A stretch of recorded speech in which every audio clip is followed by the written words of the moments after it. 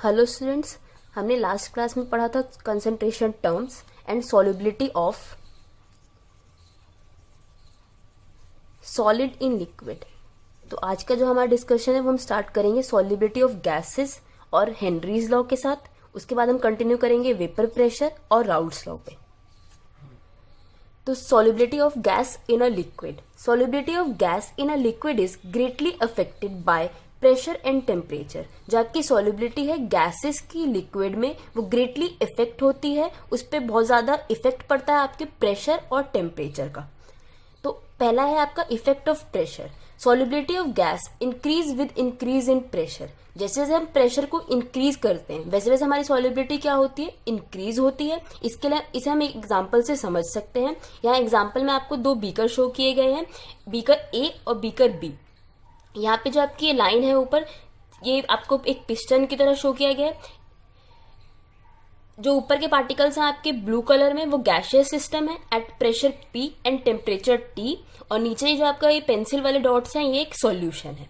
तो हम एक एज्यूम करते हैं कि जो सिस्टम है आपका यहाँ पे क्या है, एक डायनेमिक इक्विलिब्रियम में है। मतलब जितने भी आपके गैसेस पार्टिकल्स यहाँ से सॉल्यूशन की तरफ जा रहे हैं उतने ही क्या हो रहे हैं, सॉल्यूशन से गैशियस सिस्टम की तरफ जा रहे हैं। तो ये आपका क्या है, एक डायनेमिक इक्विलिब्रियम है। हमने एज्यूम किया है कि आपका जो स्टेट है वो डायनेमिक इक्विलिब्रियम है, जो आपका रेट है गैशियस पार्टिकल्स का एंट्री करने का और लीव करने का सॉल्यूशन फेज का, वो क्या है, सेम है। नाउ अगर हम इंक्रीज करते हैं अपने प्रेशर को ओवर द सॉल्यूशन, अब हम प्रेशर को कैसे इंक्रीज करेंगे, जब हम इस पिस्टन को, जो आपका यहाँ पे पिस्टन शो किया गया है, इसको अगर हम नीचे मूव करते हैं, या पहले वाले डायग्राम से क्या है, इस वाले में थोड़ा नीचे की तरफ है, तो अगर हमने पिस्टन को मूव किया तो हमारा जो प्रेशर है सॉल्यूशन फेज पे वो क्या हो गया, हमारा प्रेशर क्या हो गया सॉल्यूशन फेज पे अब बढ़ चुका है। इसलिए जो गैशियस पार्टिकल्स हैं आपके वो एक स्मॉलर वॉल्यूम को ऑक्यूपाई कर रहे हैं, बहुत कम वॉल्यूम को ऑक्यूपाई कर रहे हैं। इससे क्या होगा, the solubility of gas will increase. Solubility क्या होगी आपकी गैस की, इंक्रीज होगी जब तक आपका एक न्यू इक्विलिब्रियम अटेन नहीं होगा। इससे क्या रिजल्ट आएगा आपका, is reach resulting in increase in pressure of the gas.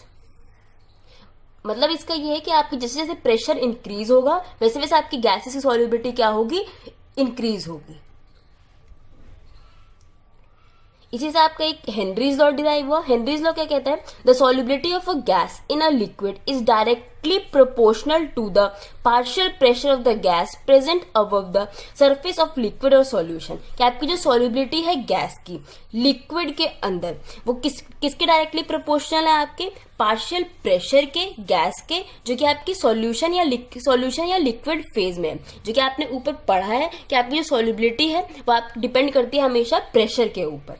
अगर हम यहाँ पे जो सॉल्युबिलिटी दी गई है, सॉल्युबिलिटी के लिए तो कोई सिंबल है नहीं, अगर हम उसे चेंज कर लेते हैं किसमें, मोल फ्रैक्शन में, तो आपका लॉ क्या बन जाता है, if we use the mole fraction of a gas in the solution as a measure of its solubility then it can be said that। तो आपका लॉ मॉडिफाई किससे होगा, mole fraction of a gas in the solution is proportional to the partial pressure of the gas over the solution. कि जब जहां पे आपका solubility था उसे चेंज कर दिया गया है मोल फ्रैक्शन से, तो मोल फ्रैक्शन ऑफ गैस का किसके डायरेक्टली प्रोपोर्शनल है, पार्शियल प्रेशर के। तो हेनरी लॉ जो आपका अब स्टेट होता है वो क्या है, the partial pressure of the gas in vapour phase को नोट किया गया P से, is proportional to the mole fraction of the gas X in the solution। तो आपका जो एक्सप्रेशन है डेफिनेशन के अकॉर्डिंग हेनरीज लॉ की, वो क्या होगा कि प्रेशर जो है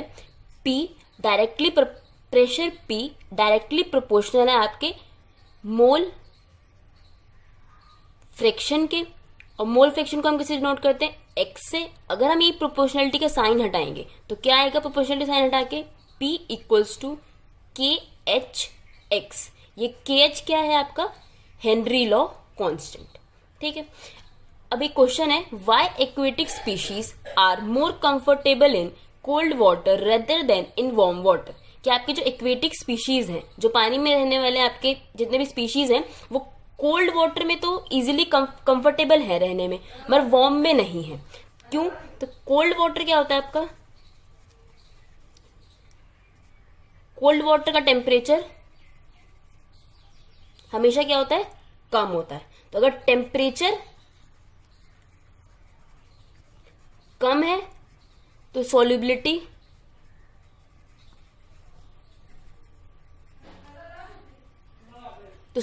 ऑफ गैसेस क्या हो जाएगी आपकी वाटर में, बढ़ जाएगी। तो सॉल्युबिलिटी अगर गैसेस की बढ़ गई तो ऑक्सीजन क्या होगी वाटर में आपकी हायर अमाउंट में अवेलेबल होगी, इसलिए आपके जो एक्वेटिक स्पीशीज हैं वो कोल्ड वाटर में इजीली सरवाइव कर सकते हैं।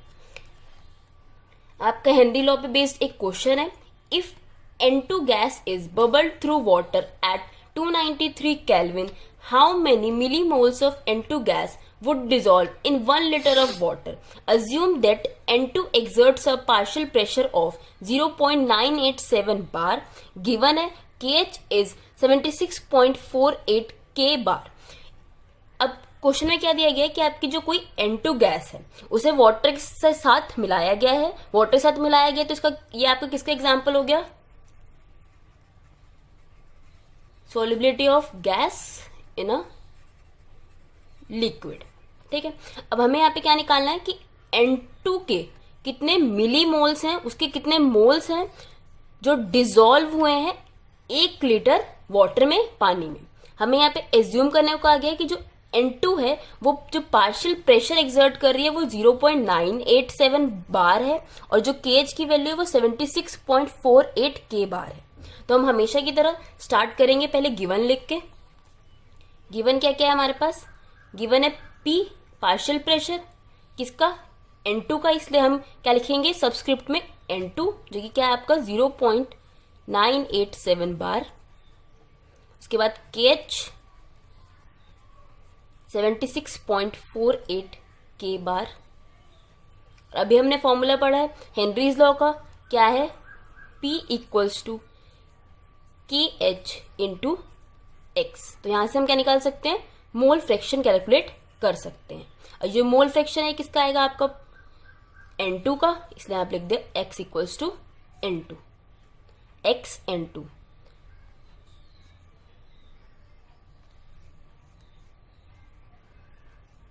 ये होगा P अपॉन KH। तो P की वैल्यू है 0.987, KH की वैल्यू है 76.48।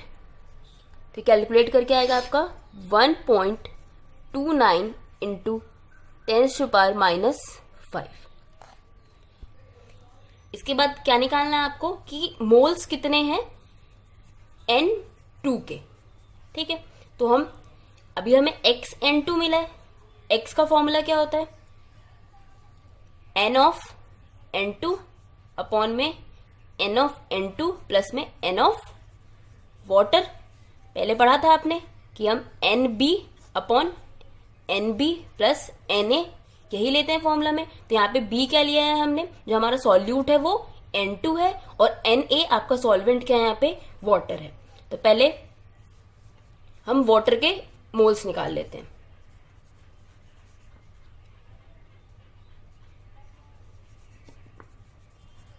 मोल्स ऑफ वाटर के लिए वही है given mass upon molar mass.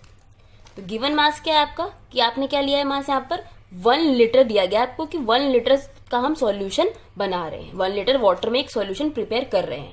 तो यहाँ पे क्या जाएगा 1000 अपॉन में मोलर मास हमें वाटर का पता ही है H2O का 1 इंटू 2 प्लस 16 18 ग्राम्स। तो यहाँ पे आ गया 18। तो ये वैल्यू कैलकुलेट करके कितनी आएगी आपकी 55.5 मोल। ठीक है, अब हम इसको यहाँ पे पुट कर लेते हैं।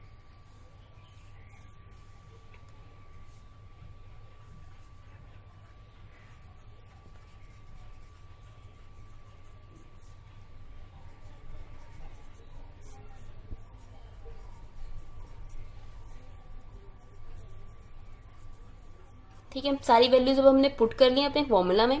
अब क्या है कि हम जो N2 दे रखा है आपका नीचे, ये क्या है सॉल्यूट पार्टिकल है, तो इसको हम क्या करेंगे नीचे से निग्लेक्ट करेंगे आपके डिनोमिनेटर से।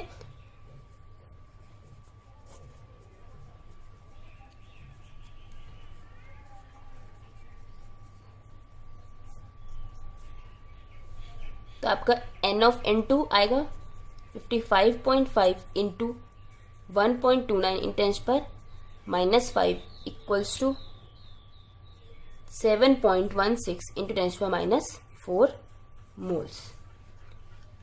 अब इसे मिली मोल्स में कन्वर्ट करेंगे।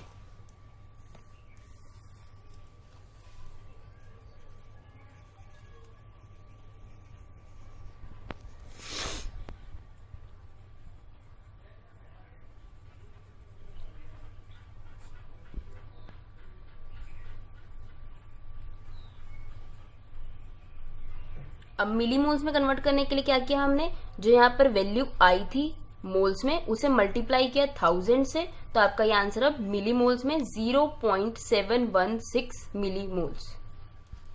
के बाद हाँ एप्लीकेशन है हेनरी लॉ की। अब कोई भी लॉ है तो उसके आपके यूजेस होंगे इंडस्ट्री में, तो यहाँ पे कुछ एप्लीकेशंस बताई गई हैं। 3 एप्लीकेशंस हैं।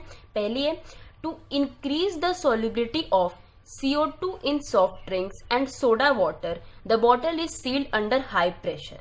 जैसे जैसे हम प्रेशर बढ़ाते हैं वैसे वैसे हमारी गैसेस की सॉल्युबिलिटी क्या हो जाती है, बढ़ जाती है वाटर में। इसलिए क्या किया गया यहाँ पर कि हम हाई प्रेशर में बॉटल को सील करेंगे ताकि CO2 क्या हो, हमारी सॉफ्ट ड्रिंक में पूरी तरीके से मिल जाए। ठीक। अब सेकेंड है आपकी application, the tanks used by scuba divers are filled with air diluted with helium. जो स्कूबा डाइवर्स हमारे अंडर वाटर जाते हैं उनके जो टैंक्स होते हैं उसमें एयर के साथ हीलियम होती है। अब हीलियम क्यों होती है, जब अंडर वाटर जाते हैं तो प्रेशर क्या होता है, इंक्रीज होता है, और सॉल्युबिलिटी ऑफ गैसेस भी क्या होती है, हमारे ब्लड में बढ़ जाती है। सॉल्युबिलिटी ऑफ गैसेस ब्लड में बढ़ जाएगी तो जब डाइवर हमारा दोबारा से ऊपर अगर सरफेस की तरफ आता है तो ऊपर तो क्या होगा, वाटर के बाहर हमारा सरफेस क्या होगा, प्रेशर क्या होगा, कम होगा। तो इससे जो गैसेस होंगी वो उसके ब्लड में मिल सकती है। उस गैसेस की वजह से क्या होगा, बाहर जो होंगे बबल्स निकलेंगे नाइट्रोजन के। तो इसी प्रॉब्लम को दूर करने के लिए क्या करते हैं, हम एयर के साथ हीलियम भी फिल करते हैं जिससे उसको अंडर वाटर जाने में प्रॉब्लम ना हो। अब आपकी लास्ट एप्लीकेशन है कि हाई एल्टीट्यूड्स पे क्या होता है कि जो प्रेशर ऑफ ऑक्सीजन है वो लेस है, कम है। जैसे जैसे हम पहाड़ों की तरफ जाते हैं वैसे वैसे ऑक्सीजन क्या होने लगती है, कम होने लगती है। इससे क्या होता है, this leads to low concentration of oxygen in the blood. तो हमारे ब्लड में भी क्या हो जाएगी, ऑक्सीजन की कंसंट्रेशन कम हो जाएगी, जैसे कि क्लाइंबर्स के साथ होता है। इससे जो एक डिजीज हो सकता है वो क्या होगा, एनोक्सिया। अभी तक हमने पढ़ा effect of pressure on the solubility of gas in a liquid. ठीक है, प्रेशर के साथ साथ टेम्परेचर का भी कुछ इफेक्ट है सॉल्युबिलिटी पे। तो अब हम इफेक्ट ऑफ टेम्परेचर पढ़ते हैं। Solubility of gases in a liquid decreases with increase in temperature. अब आपकी सॉल्युबिलिटी है किसी भी गैस की लिक्विड में, वो डिक्रीज होगी अगर हम टेम्परेचर क्या करते हैं, इंक्रीज करते हैं। कैसे, तो the dissolution of gases in a liquid is exothermic. क्योंकि जब हम गैस को किसी लिक्विड में डालेंगे तो वो प्रोसेस क्या होता है आपका, हमेशा एक्सोथर्मिक होता है, लाइक कंडेंसेशन प्रोसेस की तरह। इसलिए ली चैटलियर प्रिंसिपल के थ्रू सॉल्युबिलिटी क्या होगी आपकी, हमेशा डिक्रीज होगी विद इंक्रीज इन टेम्परेचर। इसके बाद आपका नेक्स्ट टॉपिक है vapour pressure of liquid solutions. Liquid solutions are formed when solvent is a liquid. जो आपके लिक्विड सॉल्यूशंस है वो कैसे फॉर्म होंगे, जब आपका जो सॉल्वेंट होगा वो हमेशा लिक्विड होगा, तो सॉल्यूशन क्या होगा, लिक्विड सॉल्यूशन। यहाँ पे हम 2 टाइप के सॉल्यूशन पढ़ेंगे, लिक्विड इन लिक्विड और सॉलिड इन लिक्विड। तो vapour pressure of liquid solution. इससे पहले वेपर प्रेशर क्या होता है, अगर हम लिक्विड को हीट करते हैं तो क्या करेगा, वो वेपर फॉर्म करेगा। ठीक है, और जो हम ये प्रोसेस करेंगे वो किसी एक कंटेनर में ही करेंगे। तो उस कंटेनर पे जो ये वेपर्स प्रेशर डालेंगे, ये जो वेपर्स फॉर्म हुए, ये जो प्रेशर डालेंगे उसी को क्या बोलेंगे हम, वेपर प्रेशर। ठीक, तो अब हमारे पास है vapour pressure of liquid solution. तो हम कंसीडर करते हैं बाइनरी सॉल्यूशन। बाइनरी सॉल्यूशन का मतलब क्या है कि 2 कंपोनेंट्स हैं, एक सॉल्यूट और एक सॉल्वेंट। यहाँ पे हमने क्या लिए, 2 वॉलेटाइल लिक्विड लिए। वॉलेटाइल लिक्विड क्या होते हैं, जो इजीली इवेपोरेट हो सकते हैं, वो वॉलेटाइल लिक्विड है आपके। इसको हम डिनोट करते हैं, denote the 2 components as 1 and 2। जैसे हमने पहले डिनोट किया था सॉल्यूट और सॉल्वेंट को A, B और 1 और 2 से, ऐसे यहाँ पे डिनोट किया है 2 कंपोनेंट्स को 1 and 2 से। When taken in a closed vessel, vapours तभी फॉर्म होते हैं जब हम एक क्लोज वेसल लेंगे, नहीं तो अगर ओपन है तो सारे वेपर्स क्या होंगे, आपके एटमॉस्फेयर में चले जाएंगे। इसलिए हमने क्या लिया यहाँ पर, एक क्लोज्ड वेसल लिया। Both the components would evaporate and an equilibrium would be established between vapor phase and liquid phase। जब हम कंपोनेंट्स को क्या ले रहे हैं, क्लोज वेसल में ले रहे हैं और हीट कर रहे हैं, तो क्या होगा, आपके दोनों कंपोनेंट्स क्या होंगे, इवेपोरेट होंगे और एक इक्विलिब्रियम अटेन होगा किस किस के बीच में, वेपर फेज के बीच में और लिक्विड फेज के बीच में। Let total vapour pressure P total, जो आपका दोनों कंपोनेंट्स का 1 और 2 का टोटल वेपर प्रेशर होगा उसे क्या लेंगे, पी टोटल। दोनों जो प्रेशर लगाएंगे मिलके वो होगा पी टोटल। इसके बाद partial pressure of components 1 and 2, जो इंडिविजुअल कंपोनेंट का, एक एक कंपोनेंट का अपना अपना वेपर प्रेशर है, वो डिनोट होगा P1 एंड P2 से। और मोल fraction of the components 1 and 2 भी, अब मोल फ्रैक्शन इसी तरीके से डिनोट होगी आपकी x1 और x2 के साथ। ठीक, तो यहां से अब आपका एक नया लॉ डिराइव होता है, Raoult's law. It states that, Raoult's law आपको क्या कहता है, it states that for a solution of volatile liquids the partial pressure of each component of the solution is directly proportional to its mole fraction present in solution। एक solution जो कि आपका volatile liquid से बना है, उसका partial pressure जो होगा ईच कंपोनेंट का, ईच कंपोनेंट मतलब कि P1 एंड P2 क्या होगा, डायरेक्टली प्रोपोर्शनल होगा मोल फ्रैक्शन के x1 and x2 present in solution. ठीक है, अब हम इसको एक्सप्रेशन के थ्रू समझते हैं। क्या है, 4 कंपोनेंट 1, अगर कंपोनेंट 1 के लिए लेते हैं तो क्या होगा, pressure P1 partial pressure of each component, pressure P1 directly proportional, तो डायरेक्टली प्रोपोर्शनल सिंबल बना दिया, टू इट्स मोल फ्रैक्शन। अब यहां पे 1 है तो यहां पर भी क्या आएगा इसके साथ 1। अब अगर हम प्रोपोर्शनलिटी का साइन हटाते हैं तो क्या आएगा, इक्वल्स टू P1, यहाँ पे नॉट लगाएंगे और ये x1। अब ये P1 नॉट क्या है,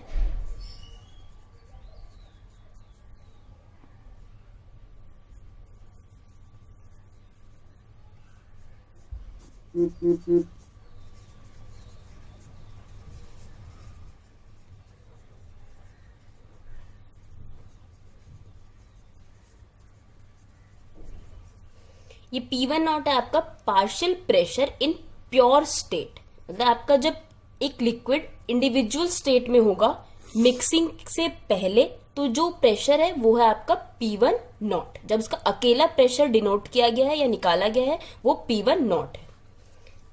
अब ऐसे हम कंपोनेंट 2 के लिए लेते हैं।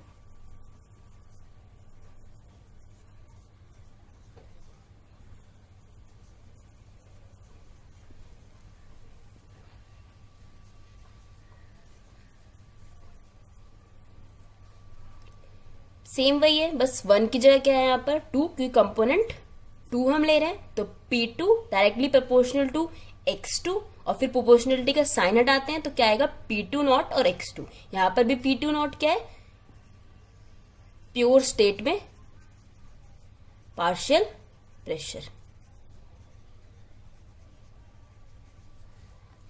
ठीक है, अब हम टोटल के लेते हैं।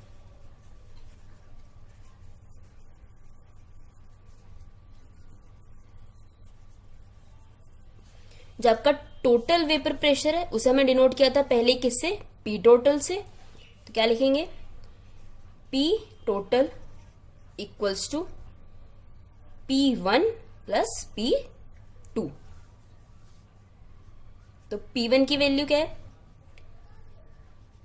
P1 नॉट x1, ऐसे ही P2 क्या है, P2 नॉट x2। अब हमें पता है कि जो x1 प्लस x2 होता है वो हमेशा किसके इक्वल होता है, 1 के। ये वही है आपका मोल फ्रैक्शन, कि जो आपका मोल फ्रैक्शन है सॉल्वेंट और सॉल्यूट का, वो हमेशा किसका सम होगा, 1 का होगा। अगर हम यहां से x1 की वैल्यू निकालते हैं तो क्या आएगी, 1 माइनस x2, ये जो x1 की वैल्यू है उसे हम यहाँ पे अब पुट करते हैं।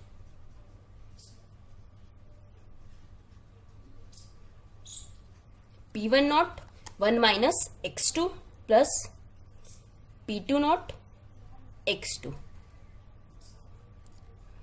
अभी क्या बन जाएगा, इसे मल्टीप्लाई करेंगे तो P1 not minus P1 not x2 plus में P2 not x2 equals to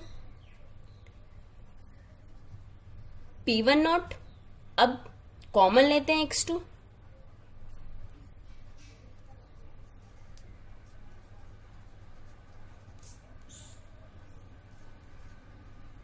तो आपका ये एक लास्ट फॉर्मूला आएगा जो कि क्या यूज करोगे आप, P टोटल के लिए यूज करोगे।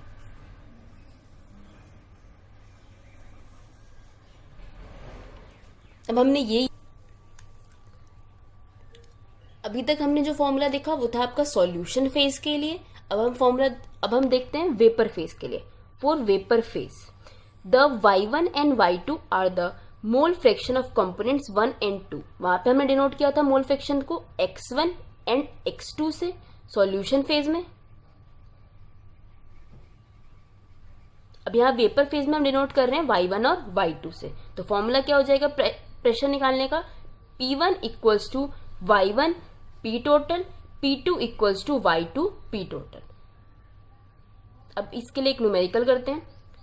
क्वेश्चन है vapour pressure of CHCl3, CHCl3 क्या आपका chloroform and dichloromethane CH2Cl2 at 298 kelvin are 200 mmHg and 415 mmHg respectively.